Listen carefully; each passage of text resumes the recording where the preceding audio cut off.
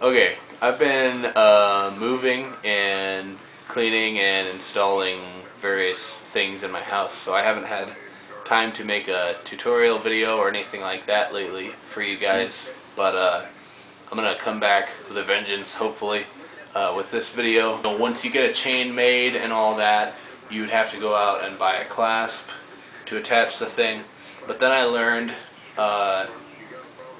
once I joined Male Artisans that you don't need to buy clasps. There are a lot of different ways you can make your own clasps, and today I'm going to show you how to make this. It's a simple hook clasp, and at the other end of the chain you can just attach a loose jump ring for this to hook onto. To make this clasp that I'm going to show you, I'm going to be using about 5 inches of 18 gauge galvanized steel, just like this. The tools that you're going to need, and these are mostly just for preference, but if you want, you can do it with a simple pair of, this is called a multi-tool, but it's Hold it up. It's round nose pliers that taper. They're meant for bending wire in a circular shape. Then in the middle there are flat pliers for bending at an angle, and then there are wire cutters in the middle for cutting wire. But for the later part where you have to cut wire, it would be better to have a pair of wire nips like this, so that it's easier because you can't really cut with the end of these.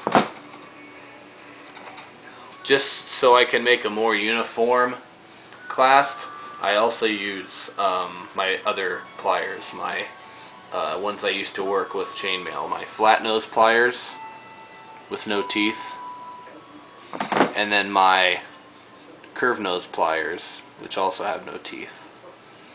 And you're going to see later on why those are helpful in making a uniform shape. To start out, you're going to want to grab the middle of this little piece of wire. It's about 4 or 5 inches long, and you want to bend it. You want to bend the ends towards each other, just like so. Just like that. And now, you want to hold this firmly with your hand, and you want to use the inside of the multi-tool or pliers, whatever you want to use, and pull the two pieces of wire tight together, just like that. And you want to get as close to the end as you possibly can, just like that, so that you have that. Now what you want to do, and this is where I find it helpful to use the flat nose pliers, is you want to grab like this at the kind of, you have to take into account the gauge of wire that this is going to be used for on the jump ring that it's going to attach to, and then use that to gauge how far up in this you want to grab. You want to grab right there, and then bend the ends of the wire around, trying to keep them as in line with the end of the hook as possible, like that. And that makes a nice square shape like that. Although you could make a nice rounded shape like this. Then what you want to do is you want to hold this, and this is where having 2 pairs of pliers comes in handy too. Hold it like this, grab it with another pair of pliers, and then you want to bend this end of the hook out slightly, like this. Like that. This makes it easier to hook onto the jump ring, so that way you don't have to bend the hook this way to get it to hook onto the jump ring. This will just slide right into it. Now what you want to do is take your hook, and you want to sort of gauge maybe about 2 hooks length in. So this is halfway, so about to here. Grab there with your round nose pliers, and you want to grab one end of these and bend it around and past to make a loop down here. So take your pliers, grab the wire, and bend it down.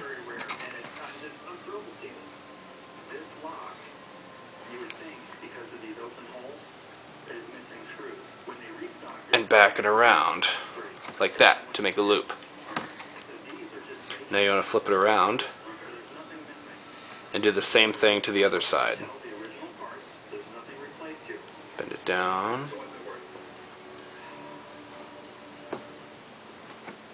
and around like that.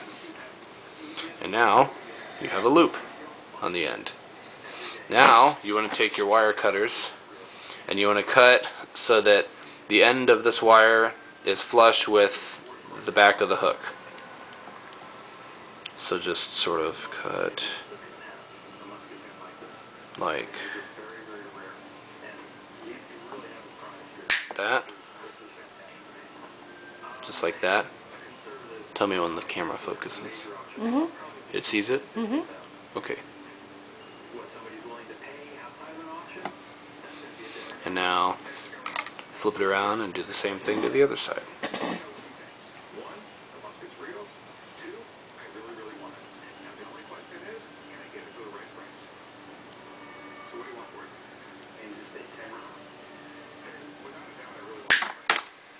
Once you get it to this point, you want to bend these ends in towards each other, and I like to use the curved nose pliers, although you can use the round nose pliers as well. And just bend these ends in towards each other. And now, just sort of bend the loops in so that they're flush. And you should have a loop on the end like that. And now, all you have to do is just loop a jump ring through here, and then put another jump ring on the other end of the chain, parallel to that ring, and now you have a nice little simple clasp. This is the clasp that I made for my stainless steel bracelet that I wear. JPL stainless steel. And the beauty of this clasp is that you can make it out of whatever material you're making the bracelet out of. So if you make your own jump rings, you can make a clasp to match it. It's easy to put a clasp like this on one-handed. You just drape the loose jump ring over your hand, take the clasp and stick it right in there, and it's on. Pretty simple, and to take it off, you just sort of squeeze it like that and it pops off. So I'm gonna, like, when I'm shooting this, I'm gonna tell you like how to move the camera and stuff, and I'll just edit it out later. Okay, so you're like the director? Yeah, director, editor, producer. The star? The star too. Yep. Technician. What am I? You are the camera lady.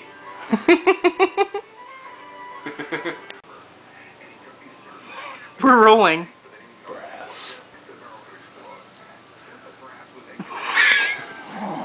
Camera lady's having difficulty.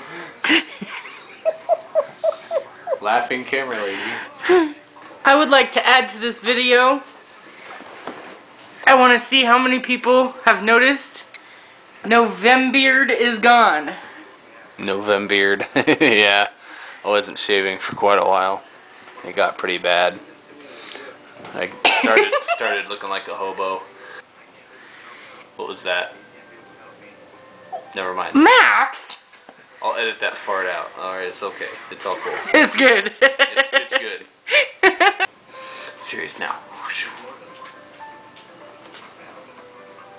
What are you doing? We're watching TV. You're distracted. We're watching television.